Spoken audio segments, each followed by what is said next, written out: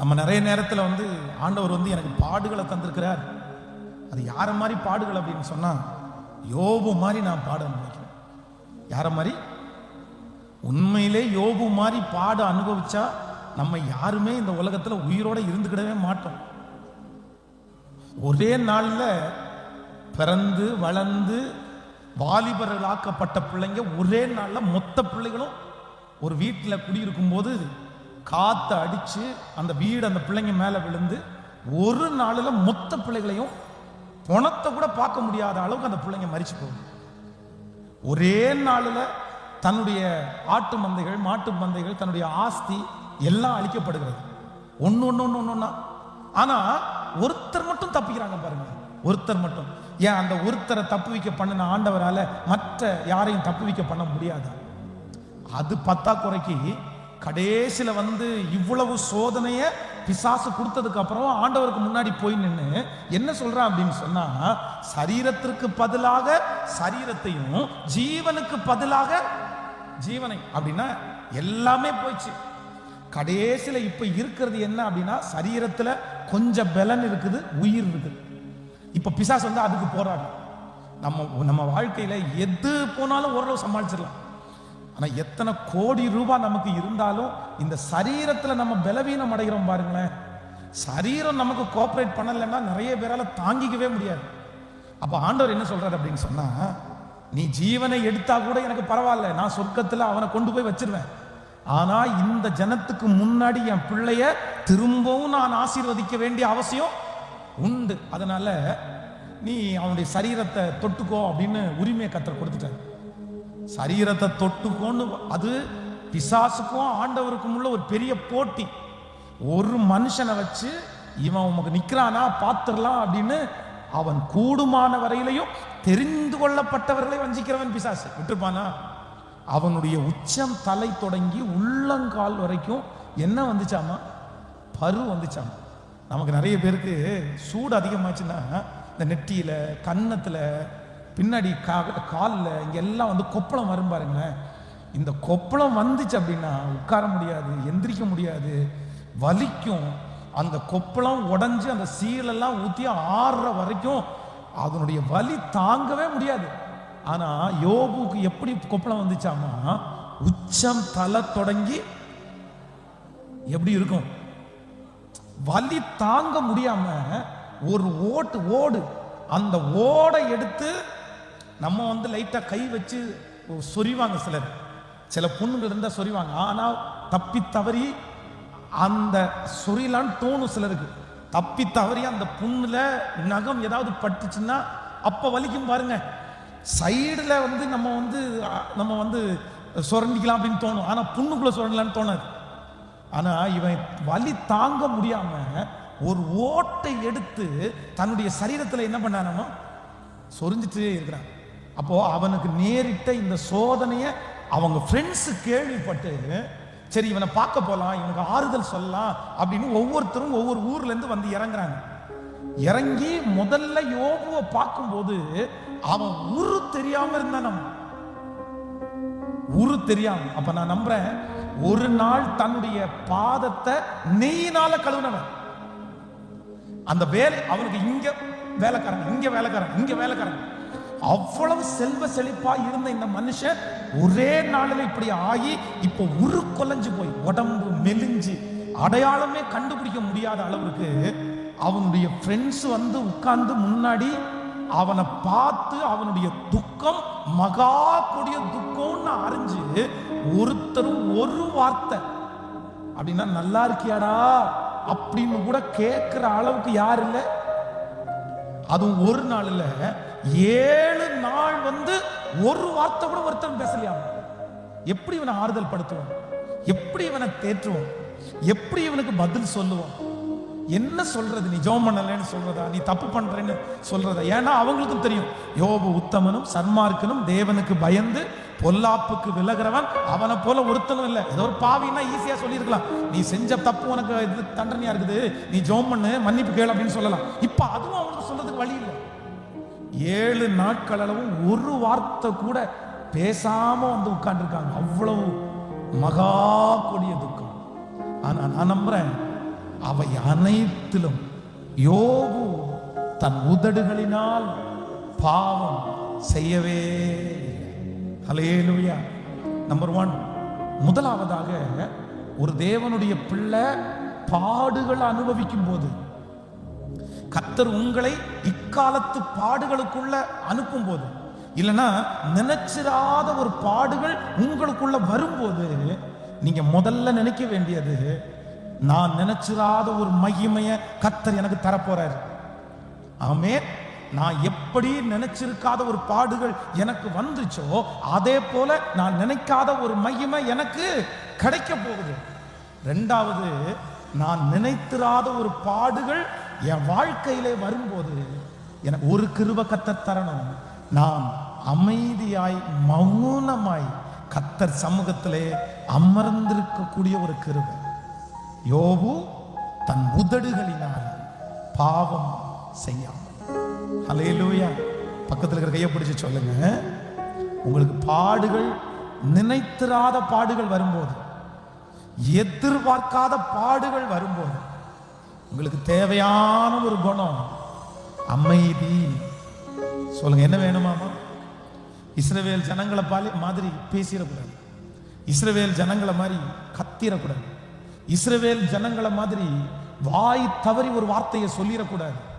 ஏனென்றால் என்னுடைய ஆண்டவர் காரணம் இல்லாமல் நம்மை ஒரு நாளும் சோதிக்கவே மாட்டார். இந்த ஜெபத்தில் இருக்கிற யாராவது ஒருத்தர், உங்களுக்குள்ள நிறைய கேள்விகளை சத்துரு எழுப்பிட்டே இருக்கலாம். நீ கேளு, ஏன்னு கேளு, எதுக்கு இது நடந்துச்சுன்னு கேளு. ஆண்டவரே, நீர் அமைதியா இருக்கிறீரா? மௌனமா இருக்கிறீரா? உமக்கு இது தெரியாதா? நீர் என்ன பண்ணிட்டு இருக்கிறீரு? நீர் இறங்கி வரக்கூடாதா? அவங்கெல்லாம் இப்படி பண்றாங்களே, என்ன ஏன் இப்படி விட்டீங்க? நான் உங்களுக்கு என்ன குறை வச்சேன்? நான் உங்களுக்கு காணிக்க தந்தேன்ல, நான் உன்னை அப்படியெல்லாம் நடத்தினேன்ல, அவங்க எல்லாரும் இப்படி இருந்த போதிலும் நான் உங்களுடைய பிள்ளையா மாறினேன்ல. இல்ல இல்ல இல்ல, நினைத்திராத ஒரு பாடுகளுக்குள்ள ஆண்டவர் உங்களை கொண்டு போகும்போது நீங்க என்ன பண்ணக்கூடாதுன்னா, மனம் பதறி ஒரு வார்த்தையும் சொல்லாமலும் இரு. ஹல்லேலூயா. ஆண்டவரே, என்னுடைய வாய்க்கு காவல் வை, என் உதடுகளின் வாசலை காத்துக்கொள்ளும். நான் சோதனைக்குள்ள கடந்து போகும்போது என்னுடைய வாயினால நான் என்ன பண்ணக்கூடாதுன்னா, உங்களை துக்கப்படுத்திடவே கூடாது. யோசேப்பு நினைத்திராத ஒரு பாடம் அவனுடைய வாழ்க்கையில வருது. ஆனா ஆண்டவர் அவ்வளோ பெரிய மகிமையில கர்த்தர் அவனை உயர்த்தும் போது அந்த மகிமையை சந்தோஷமாய் அவன் சுதந்திரிக்கிறதுக்கு காரணம் என்ன அப்படின்னா, அத்தனை போராட்டமும் அத்தனை சூழ்நிலையின் மத்தியிலையும் தேவனுடைய மனுஷனாகிய யோசேப்பு ஒரு கேள்வியோ ஒரு பதட்டப்படவோ தன்னுடைய வாயை திறந்து ஒரு வார்த்தை கூட அவன் சொல்லவே இல்லை. ஹல்லேலூயா. நீங்க யோபு மாதிரி இருக்கணும்னு நினைக்கிறீங்களா? யோபுனுடைய மனைவி மாதிரி இருக்கணும்னு நினைக்கிறீங்களா? சொல்லுங்க. எப்ப பேசினாலும் எப்படிதான் பேசணும்னா, அவர் என்னை கொன்று போட்டாலும் அவர் மேல் நம்பிக்கையா இருப்பேன். ஹல்லேலூயா. என்னுடைய வலதுபுறத்தில் அவர் இல்லாவிட்டால், நான் இடதுபுறத்தில் அவரை கிரியை செய்து காணாவிட்டாலும், நான் போகும் வழியே அவர் அறிவார். அவர் என்னை சோதித்த பிறகு பொன்னாக விளங்கும். தேவரே, நீ சகலத்தையும் செய்ய வல்லவர். நீ செய்ய நினைத்தது ஒன்று தடைபடாது. சத்ரு உங்களுக்கு சோதனையை கொடுப்பான், அவனுக்கு வேற ஒன்றும் இல்லை. உங்க வாயினால ஆண்டவரை துதிச்சிங்கல்ல, உங்க வாயினால ஆண்டவரை இகழம். அதான் அவன் சொல்லும்போது சொல்றான், அப்பொழுது அவன் உண்மை தூசிக்கிறானா இல்லையா அப்படின்றத பாருங்க. வேற ஒன்றும் வேணாம். யோபு ஒன்றும் சத்துருக்கு வந்து, சத்துருவே நீ தான் நல்லவன்னு சொல்ல வேண்டிய அவசியம் இல்லை. எனக்கு பிசாசு எனக்கு பிடிக்கும்னு சொல்ல வேண்டிய அவசியம் இல்லை. அவனுடைய ஒரே ஒரு டார்கெட்டு, நீங்க இயேசுவை குறைவா பேசினா போதும். ஆமென். அப்போ நம்ம நிறைய பேர் எந்த சூழ்ச்சியில விழுறோம் அப்படின்னா, இந்த சூழ்ச்சியில விழுறோம். ஆண்டவரை பிடிக்கும், ஆண்டவரை நம்ம நேசிக்கிறோம், நம்ம வந்து சத்துருவை போய் போய் அவனை வழிபட போறதில்லை, இதை விட்டுட்டு அங்க போறதில்லை. ஆனா அவனுக்கு அவன் நினைக்கிறது நடந்துருது. என்னன்னா, நம்ம நிறைய பேர் ஆண்டவரை திட்டுறவங்களா, ஆண்டவரை ஏசுறவங்களா, ஆண்டவரை கேள்வி கேட்கிறவங்களா, ஆண்டவரை விட்டு கொடுக்கிறவங்களா நம்ம மாறிடுறோம். அதை வைத்து சத்ரு சந்தோஷப்படுறான். ஆனா இன்னைக்கு இந்த ஃபாஸ்டிங் பிரேயர்ல ஒரு தீர்மானத்தை நீங்க எடுக்கணும். அது என்ன தீர்மானம்னா, என்னால ஆண்டவருடைய நாமம் என் சோதனையிலையும் மகிமைப்படுமே தவிர என்னால ஆண்டவருடைய நாமம் தூசிக்கப்படுவதற்கு நான் ஒரு நாளும் இடம் கொடுக்க மாட்டேன். இடம் கொடுக்க மாட்டேன். என் சோதனையில நான் சொல்லுவேன் கர்த்தர் பெரியவர் என்று சொல்லுவேன். என் இயலாமையில சொல்லுவேன் கர்த்தர் பெரியவர் என்று சொல்லுவேன். என்னுடைய இழப்புல நான் சொல்லுவேன் கர்த்தர் பெரியவர் என்று சொல்லுவேன். என்னுடைய அவமானத்துல நான் சொல்லுவேன் என் தேவனை போல நல்லவர் ஒருவரும் இல்லை என்று சொல்லுவேன். என் வாயினால் கர்த்தரை இகழுகிற காரியம் வரவே வராது. கையை மேல உயர்த்தி சொல்லுங்க, எந்த நிலைமையில் நான் இருந்தாலும் கர்த்தர் நல்லவர். சொல்லுங்க, எல்லாரும் சொல்லுங்க, கர்த்தர் நல்லவர், கர்த்தர் நல்லவர். முழு பலத்தோடு கர்த்தர் நல்லவர் சொல்லுங்க. நீ கர்த்தர் நல்லவர். அறிக்கை செய்ய கர்த்தர் நல்லவர். அறிக்கை செய்ய கர்த்தர் நல்லவர். என் சோதனையில கர்த்தர் நல்லவர். நீர் பெரியவர். இப்ப இந்த வார்த்தையை அறிக்கை செய்ய சத்துரு வெட்கப்பட்டு போறான். சத்துரு அவமானப்பட்டு போறான். இல்ல, நான் ஆண்டவரை குறிச்சு குறைவா பேசின எல்லாத்தையும் நான் வாபஸ் வாங்கிக்கிறேன். இல்ல, கர்த்தர் எனக்கு தீங்கு செய்ய மாட்டாரு. கர்த்தர் எனக்கு ஒரு நாள் அவமானத்தை கொடுக்க மாட்டாரு. கர்த்தரை போல நல்லவர் ஒருவரும் இல்லை. இன்னைக்கு நான் பாடு அனுபவித்தாலும் நான் ஆராதிக்கிற கர்த்தர் ஒரு நாள் இந்த பாடுகளை எனக்கு ஆசீர்வாதமாய் மாற பண்ணுவார், மாற பண்ணுவார். ஹல்லேலூயா. அப்போ எப்பொழுதுமே இக்காலத்து பாடுகள் நமக்கு வரும்போது ஆண்டவரை என்ன மட்டும்தான் செய்யணும் அப்படின்னு சொன்னா, ஆண்டவரே நீர் காரணம் இல்லாமல் நோக்கம் இல்லாமல் எதையுமே நீங்க என்ன பண்ண மாட்டீங்கன்னா செய்யவே மாட்டீங்க. ஹல்லேலூயா. அதான் தாவீது அந்த சகோதரர்களுக்கு ஆகாரத்தை கொடுக்க வரும்போது அவன் என்ன சொல்றான் அப்படின்னா, நான் இங்கு வந்ததற்கு ஒரு முகாந்திரம் இல்லையா? ஒரு முகாந்திரம் இல்லையா? இந்த சின்ன சின்ன வேலை செய்யறவங்க, கொஞ்சம் வளர்ச்சி அடையாத வளராத இருக்கிறவங்க காரணமே இல்லாம பேசுவாங்க, காரணமே இல்லாம ஏதாவது செய்வாங்க, காரணமே இல்லாம பக்கத்து வீட்டுக்கு போவாங்க. எதுக்கு வந்தீங்க அப்படின்னு கேட்டா சும்மா அப்படின்னு. நீங்க சும்மா அப்படின்ற வார்த்தையை நீங்க பயன்படுத்துறீங்கன்னா நீங்க ஒண்ணு எழுதி வச்சுக்கீங்க, நீங்க இன்னும் வளரவே இல்லைன்னு அர்த்தம். பக்கத்துல கையை பிடிச்சு சொல்லுங்க, சும்மான்ற வார்த்தை நீங்க எவ்வளவு அதிகமா சொல்றீங்களோ நீங்க அவ்வளவு கீழே இருக்கிறீங்கன்னு அர்த்தம். ஹலோ, என்ன சிஸ்டர் இந்த பக்கம் அப்படின்னு கேட்டா சும்மா. சரி, எதுக்கு இப்ப கால் பண்ணீங்க அப்படின்னு கேட்டா சும்மா. ஏன் வேற வேலை இல்லையா உங்களுக்கு? சும்மா கூப்பிடலான்னு கூப்பிட்டேன்.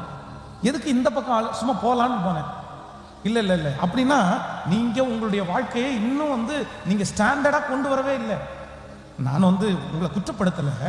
நான் ஃபர்ஸ்ட் ஆரம்பத்துல எல்லாம் பாத்தீங்க அப்படின்னு சொன்னா இந்த சும்மான்ற வார்த்தை நிறைய வரும். அப்போ ஆனா இப்ப நான் யோசிக்கிறேன், சும்மான்ற வார்த்தை வர்றதே இல்லை. அப்போ இப்ப நிறைய டைட் ஷெட்யூல், இப்ப நிறைய வேலை, நிறைய ஊழியம். இப்ப இந்த இடத்துல ஒரு நிக்கிறேன் அப்படின்னு சொன்னா ஏன் அங்க நிக்கிறதுக்கு என்ன இருக்குது? ஒரு காரணம் இருக்குது. காரணம் இல்லாம அங்க நிக்கவே முடிய மாட்டேங்குது. அங்க ஒரு இடத்துக்கு போனோம்னா அந்த இடத்துல போறதுக்கு காரணம் இருக்குது. அப்போ சும்மா நீங்க ஒரு இடத்துல அத சிலர் போனை வச்சுட்டு உட்காந்துருப்பாங்க. எங்க கேட்டா சும்மா உட்காந்துருக்கிறேன். ஏன் சும்மா போன் பார்த்துட்டு இருக்கிறேன்? போன்ல சும்மா என்னத்தை பார்க்க வேண்டியது இருக்குது? ஏதோ காரணமா ஏதாவது தேடுறீங்களா? ஏதோ ஒன்று பாக்குறீங்களா? காரணத்தோட ஒரு செய்தி கேட்கிறோம், ஒரு பாட்டை கேட்கிறோம் அப்படின்னா ஒரு காரணத்தோட. அப்போ இன்றைக்கு ஒரு தீர்மானத்தோட இந்த இடத்துல இருந்து போங்க. நான் இனி சும்மான்ற வார்த்தையை யூஸ் பண்றது மாதிரி நான் என்ன பண்ண மாட்டேன். கேட்கல? ஆமென். நிறைய பேர் இங்க இருந்து ஊட்டிக்கு சும்மா கிளம்பி போயிருக்காங்க. ஊட்டி இங்க இருந்து 100 கிலோமீட்டர் இருக்குது. இந்த 100 கிலோமீட்டர் இங்க இருந்து டிராவல் பண்ணி அங்க போய் நின்றுட்டு, ஏன் பிரதர் ஊட்டி வரைக்கும் வந்திருக்கிறீங்க, என்ன பிரதர் வேலை அப்படின்னு கேட்டா சும்மா வந்துட்டு போலான்னு வந்தேன். 100 கிலோமீட்டர் போய் பெட்ரோல் போட்டு அவ்வளோ டைம் செலவு பண்ணி அங்க போய், சரி நான் இந்த கடையில் போய் ஒரு பன் வாங்க போனேன் அப்படின்னா கூட பரவாயில்ல, இல்லை ஒரு டீ குடிக்க போனேன்னா கூட பரவாயில்ல, எனக்கு ஒரு டீ குடிக்க ஆசையா இருந்து ஊட்டி டீ நல்லா இருக்கும் அதனால குடிக்க வந்தேன்னா கூட பரவாயில்ல, இல்லை ஏதோ ஒரு பொருள் வாங்க போனேன் அப்படின்னு. எதுக்கு வந்தீங்கன்னா சும்மா, காரணமே இல்லை. அப்போ நீங்க என்ன வளர்ந்துருக்கிறீங்க அப்படின்றத நீங்க நினைச்சு பாருங்க. அந்த சும்மான்ற வார்த்தை ஆண்டவர் எந்த இடத்துலையுமே பயன்படுத்தவே இல்லை.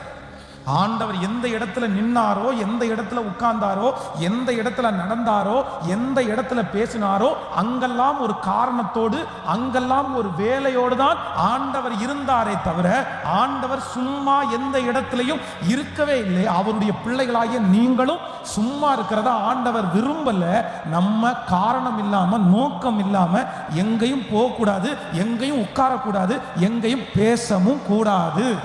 நம்ம ஒருத்தரிடத்துல பேசணும்னா ஒரு காரணம் இருக்கணும், நம்ம ஒரு இடத்துல உட்கார்றோம்னா ஒரு காரணம் இருக்கணும், நம்ம ஒரு இடத்துல டிராவல் பண்றோம்னா காரணம் இருக்கணும்.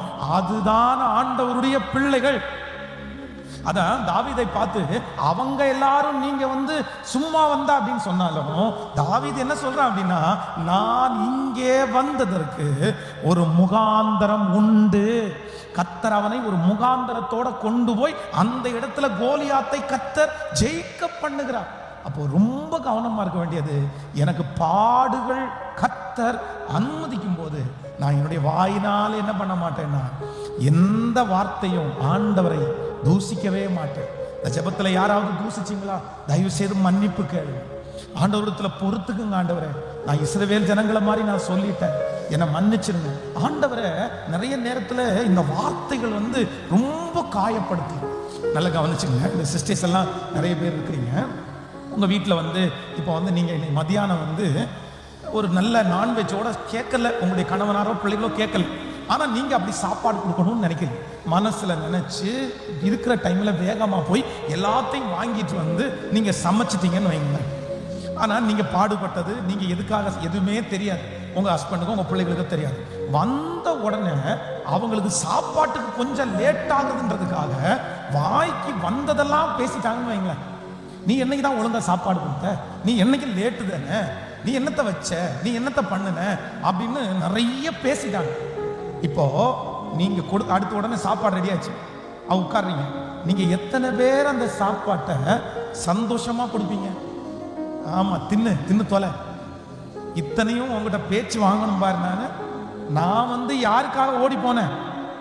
உனக்காக ஓடி போனேன், உனக்காக நான் கஷ்டப்பட்டேன், உனக்காக வண்டி இல்லை, நான் போய் நடந்து வாங்கிட்டு வந்தேன். இப்படியே இத்தனையும் அது ஒரு வார்த்தை சொல்ல, வக்கனையா. நீங்க வக்கனையா தின்னணுன்றதுக்காக நான் இவ்வளோ இதுவா ஆக்கி வச்சா, நீ கொடுக்க வேண்டியதெல்லாம் எனக்கு என்ன பண்ணிட்ட, கொடுத்துட்ட, சந்தோஷம்ப்பா அப்படின்ட்டு. நிறைய பேர் பேச்சே பேச மாட்டாங்க, தூக்கி டேபிள் மேல பொத்துன்னு வச்சுட்டு தின்னுட்டு சாகுன்றது மாதிரி கூட மனசுல நினைச்சிட்டு நம்ம நிறைய பேர் அவங்கவுங்க போயிடுவாங்க. அப்போ நன்றி, நல்லா கவனிச்சுங்க. ஆண்டவர் உங்களுக்காக ஒன்றைய ஆயத்தம் பண்ணுகிறார், நமக்காக ஒன்றைய ஆயத்தம் பண்ணுகிறார். நம்ம கண்ணு அதை காணல, நம்முடைய காது அதை கேட்கக்கூடிய சக்தி நமக்கு இல்லை, நம்முடைய இருதயத்தில் அதை யோசிக்கக்கூடிய பவர் நமக்கு இல்லை. ஆனா ஆண்டவர் அந்த ஆசீர்வாதத்தை, அந்த வெற்றியை கொடுக்கிறதுக்கு இன்னைக்கு ஒரு பாடுகள்ல கர்த்தர் உங்களை கொண்டு போயிட்டு இருக்காரு. இதுல நீ உருவாகு, இதுல நீ ரெடியாகு, இதுல நீ பத்திரப்படு, இதுல நீ கற்றுக்கொள், இதுல நீ நில்லு அப்படின்னா ஆண்டவர் நம்ம நிறைய உருவாக்கும் போது நீங்க வாய் தவறி, ஏன் ஆண்டவரே அவனுக்கு செஞ்சீங்க எனக்கு செய்யக்கூடாதா, அவன் இப்படி இருக்கான் எனக்கு இப்படி இருக்க கூடாதா அப்படின்னா ஆண்டவரிடத்துல கேள்வி மேல கேள்வி கேட்டு கர்த்தரை திட்டி சத்தம் போட்டு, இப்போ அந்த மகிமையை கர்த்தர் உங்க கையில கொடுக்கும் போது நீங்க எந்த மூஞ்சியை வச்சுட்டு வாங்குவீங்க? ஆண்டவர் ரெண்டத்தனையா ஆசீர்வதிக்கும் போது யோபு சந்தோஷப்பட்ட அளவுக்கு யோபுனுடைய மனைவி சந்தோஷப்பட முடியாது. ஏன்? வார்த்தையை பேசிட்டாங்கல்ல. அந்த ஏன் இந்த சோதனை வருது, எதுக்கு கர்த்தர் இதை அனுமதிக்கிறார்னு தெரியாம வாயை விட்டாங்க.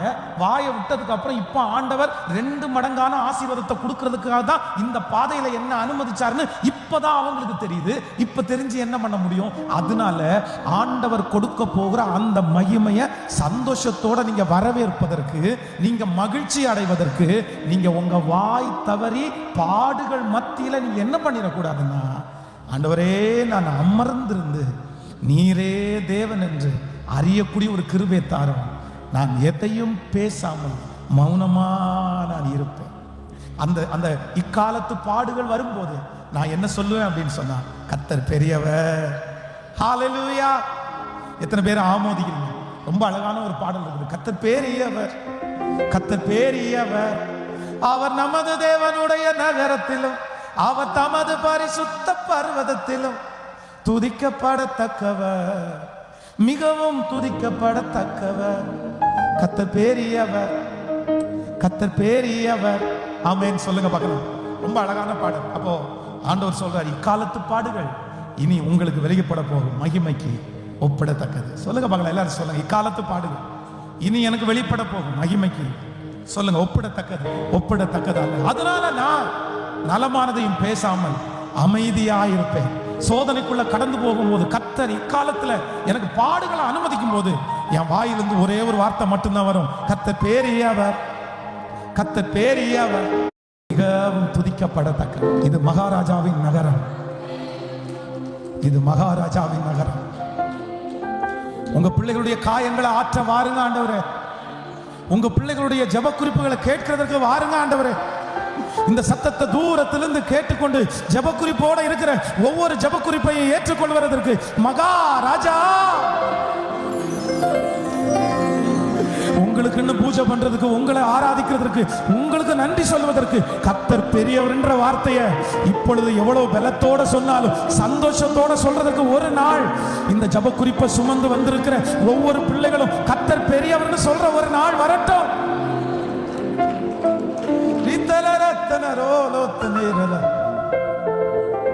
கர்த்தர் பெரியவர், கர்த்தர் பெரியவர்.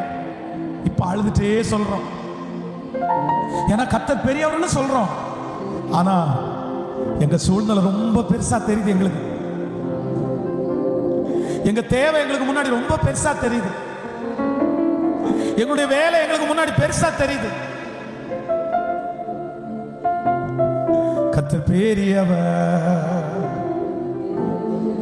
கர்த்தர் பெரியவர். அவர் நமது தேவனுடைய நகரத்திலும் அவர் தமது பரிசுத்த பர்வதத்திலும் துதிக்கப்படத்தக்கவர். மிகவும் சத்தமா கையை உயர்த்தி ஒரு 10 டைம் சொல்லுவோம், கர்த்தர் பெரியவர். Yes yes yes yes. அந்த சத்தத்தால் இந்த ஆலயம் நிரம்பட்டும். இன்றைக்கே பிரதிஷ்டையின் நாள். Yes yes yes yes. Praise praise praise. ரிக்கபதலர ஷேகம் ரோக்கமனரல சந்தனமோரோ. எஸ், சத்தமாய் கர்த்தர் பெரியவர். என் பிரச்சனையை காட்டிலும் இயேசு பெரியவர். என் தேவையை காட்டிலும் இயேசு பெரியவர். அவர் சாலோமோனிலும் பெரியவர், பெரியவர் பெரியவர் பெரியவர் பெரியவர் பெரியவர். நன்றி அப்பா, நன்றி. ஓ, வடதிசையில் உள்ள சீயோன் பர்வதம் அடிப்புமான ஸ்தானமுமாகும்.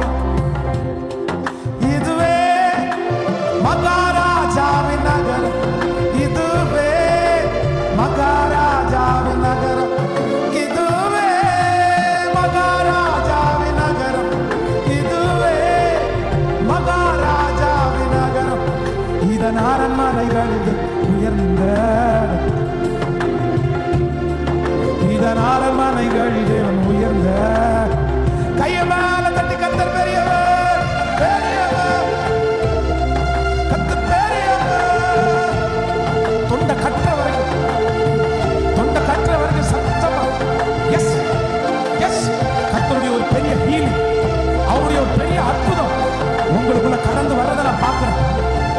உங்க சரீரங்கள் அது தொடுது, உங்களுடைய சிந்தை அது தொடுது, உங்களுடைய வருமானத்தை அது தொடுது, உங்களுடைய வீட்டை அது தொடுது, உங்களுடைய பிள்ளைகள் அது தொடுது. கர்த்தர் பெரியவர் பெரியவர்னு சொல்லும் போது மலை போல நிற்கிறது, மெழுகு போல அப்படியே உருகுது.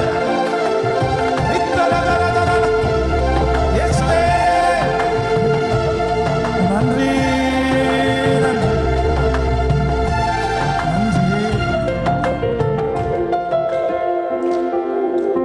நன்றி ஆண்டவரே, நன்றி.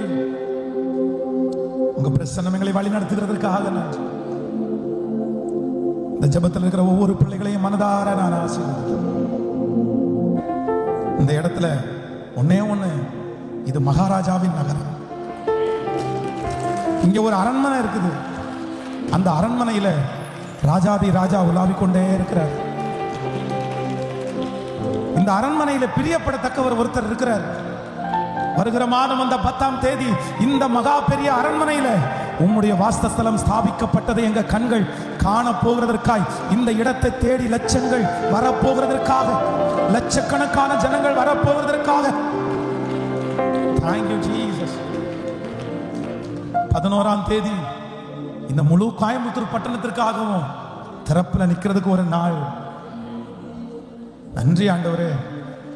கோவை பட்டணம் எங்கள் மகாராஜாவின் நகரமா மாறணும். கோவை பட்டணத்தில் இருக்கிற ஒவ்வொரு தெருக்களும் எங்க மகாராஜாவின் இடமா. இது ஒரு பெரிய திட்டம் நீங்க எங்க கையில கொடுத்தீங்க.